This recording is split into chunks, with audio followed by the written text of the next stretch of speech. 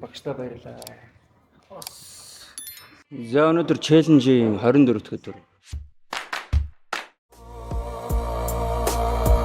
Тэнгэрийн үлми бас малрын мэрцаан дагшин ногоон дайрах бурхны гүнгэрва мэлми тоглог гашин харахад уулын өрөөд илгэсэн ван симпрүү цэцгийн дилбэ хараа алтан талын чөлөө формас тас гарсан гэлтэй төм төмөн үлцээ үлэн найцын нэг шиг явхан зоглон байж төрхний сайхан бурхны мотроор урлан ховрхов заяа даж бидэртэг амглан хорвогн оршихуд ялтан бүхнийг шингээсэ бэлгүүн төгөлтөр үзэгсэн гоо бүсгүүн тавилан мэндэлжээ.